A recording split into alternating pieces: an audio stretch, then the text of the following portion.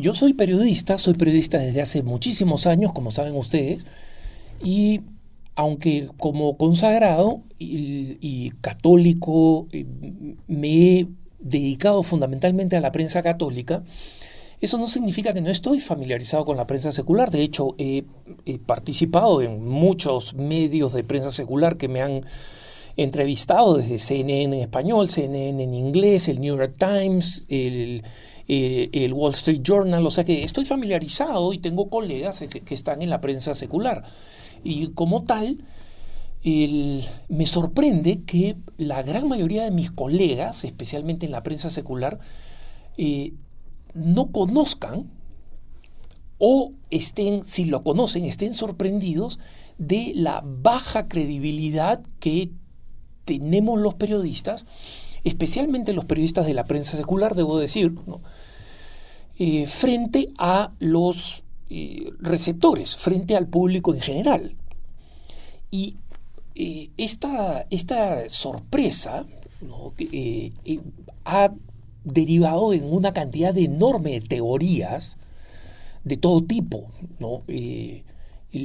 Cuando los grandes medios de comunicación en Estados Unidos, pienso en el New York Times, en el Washington Post, en Los Angeles Times, en el Chicago Tribune, y todos estos medios comienzan a ver que su credibilidad baja, también las grandes cadenas norteamericanas, y algo parecido sucede, especialmente ha sucedido durante el tiempo del COVID con la prensa en general, es como los periodistas dicen, mira, nosotros estamos cumpliendo un papel fundamental que es informar, estamos ayudando a la gente a saber lo que está pasando con el COVID, etcétera, y no entienden por qué la gente cree cada vez menos en ellos, ¿no? Especialmente cuando se trata de la prensa política. Así que finalmente una organización que es una organización no partidaria que se llama el Nieman Lab, ¿no? En Estados Unidos.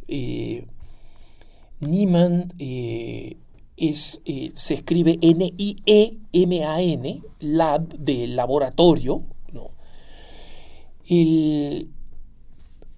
Son una organización que analiza la situación de la prensa con el dinero de una fundación de la Universidad de Harvard, ¿no? De la Fundación Nieman. Nieman fue un gran donante que dejó una cantidad de dinero para que se investigue el periodismo. Y finalmente, la semana pasada, publicaron un artículo dedicado a analizar cuál es la percepción popular de la prensa, ¿no? Y este artículo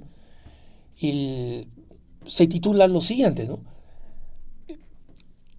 ¿Qué es lo que las teorías populares del periodismo, ¿no? Entre comillas, teorías populares del periodismo, o sea, básicamente lo que la gente cree en la calle, ¿no? Nos dicen de por qué algunas personas no confían en nosotros. Recuerden que esto es escrito por periodistas, o sea, periodistas que hacen el análisis, pero son siempre periodistas. Y por eso el título es ¿por qué algunas personas no confían en nosotros? No, hermanito, colega, el titular ha debido ser de por qué las personas no confían en nosotros, porque la última encuesta realizada por el Pew Forum señala que la credibilidad entre las más bajas que existen en las instituciones en el mundo occidental, o sea, Europa, Estados Unidos y Canadá, no midieron América Latina, pero Estados Unidos y Canadá y Europa, es que la prensa en general está en el penúltimo lugar y más abajo que la prensa, el único grupo es el de los políticos, ¿no? O sea, los políticos están en el fondo. Y obviamente el personal médico, el personal policial y militar, luego el personal religioso de las distintas iglesias están entre los tres primeros, ¿no? Entonces, pero veamos lo que dice este periodista. Y por si acaso ustedes, yo sé que la mayoría de ustedes que son personas de sentido común, les va a parecer, oye, pero eso lo hemos sabido siempre. No, pero es que los periodistas conforman un grupo bastante autorreferente, se escuchan muchos entre ellos y entre las personas que están alrededor de ellos, y en consecuencia lo que piensa la mayoría de la gente de la calle es algo que no suelen hacer. Cuando ustedes dicen, no, pero yo veo periodistas en la calle que entrevistan, no, ellos dan esa impresión, se paran en una esquina, ¿no es cierto? Acá estamos en tal esquina, de tal avenida con tal avenida, preguntándole a la gente. Hermanos, si alguna vez ustedes han sido preguntados por un periodista y no se han visto en televisión, es porque probablemente no dijeron lo que al periodista le interesaba que apareciera. Entonces, efectivamente, se ponen a entrevistar gente y luego sacan una selección que ellos consideran que es lo que representa a la gente. Entonces se dan cuenta, ¿no? Incluso cuando hablan con la gente de la calle, hablan para que la gente de la calle termine diciendo lo que ellos creen que es la realidad. Entonces, el artículo dice la visión idealizada que la institución de la prensa tiene de sí misma, y cómo actúan de forma independiente de los intereses privados y políticos, y cómo tratan de confrontar el poder, ¿no? Revelando las cosas más oscuras, es central para la autopercepción de la gran mayoría de los periodistas, y además es mucho de lo que les enseñan en las universidades respecto de las noticias, ¿no? Este es como comienza el autor de este estudio en el Nieman Lab, ¿no? Y dice, sin embargo, cada vez más las encuestas muestran un número significativo de ciudadanos que no creen que los periodistas juegan ese papel en la sociedad, ¿no? Y esto es en la introducción de este artículo. Y dice, este artículo está reflejando las preguntas a fondo con un grupo estratégico de 83 personas que detestan las noticias, tanto en España como el Reino Unido, para investigar cuáles son las teorías populares, no folk theories, cuáles son las teorías populares sobre la relación entre las noticias y la política, ¿no? Y lo que podemos decir es que en vez de creer que los periodistas son los grandes perros guardianes, como muchos de ellos se perciben a sí mismos, en el mejor de los casos la gente cree que son irrelevantes. En el mejor de los casos creen que son irrelevantes, y en el peor que son activamente cómplices con intereses políticos y económicos que se sirven a sí mismos, ¿no? O sea, que sacan ventaja solo para sí, ¿no? Y muchos de ellos ven que las noticias no traen temas importantes a la luz, sino que están más bien activamente ocultándolos.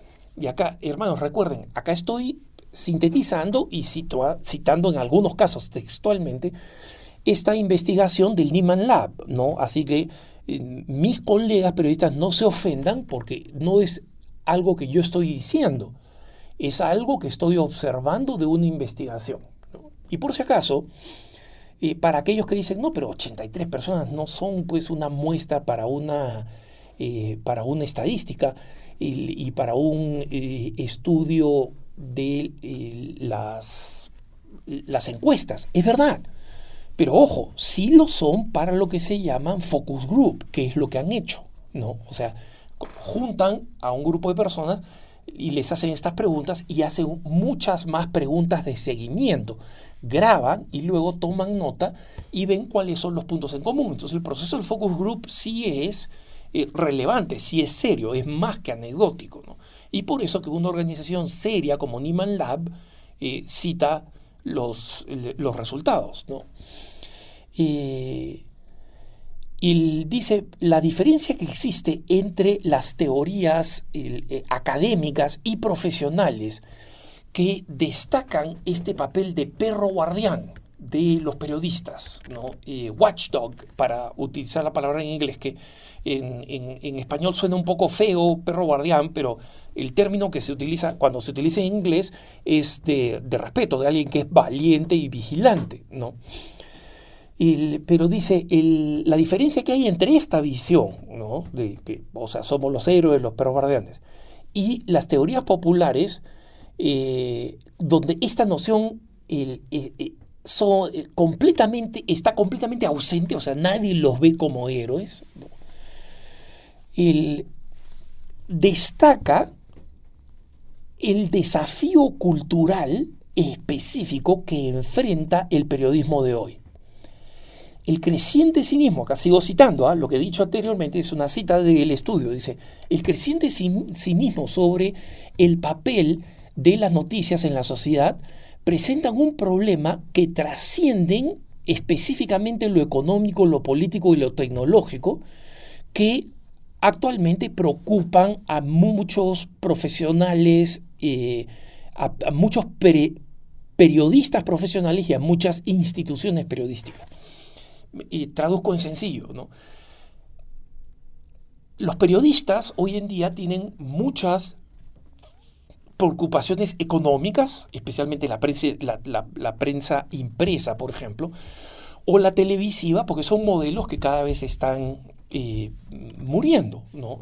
La televisión, como la vemos ahora, con publicidad, con interrupciones, con cada vez menos recursos para producir cosas de calidad, no tienen cómo competir con las nuevas, pues, con el nuevo material que se puede ver en computadora, ya sea material gratuito, ya sea material pagado, como Netflix, por ejemplo, y varios otros proveedores de contenido. Entonces hay ese riesgo político, económico. Luego dice el riesgo político, sí, porque cada vez hay, digamos, gobiernos más autoritarios, gobiernos más opuestos a la prensa, y antes la prensa era, digamos, un recurso donde se iba y se leía y se escuchaba. Ahora hay mucha presión sobre la prensa que es de carácter político para que digan esto o esto otro a favor o en contra de distintos grupos políticos, ¿no? Y finalmente tecnológicos, que son el cambio de tecnología de gente cada vez más joven que simplemente se está desconectando de la mayoría de los contenidos informativos y dirigiéndose a los canales de entretenimiento, ¿no? TikTok, Instagram, etcétera, ¿no?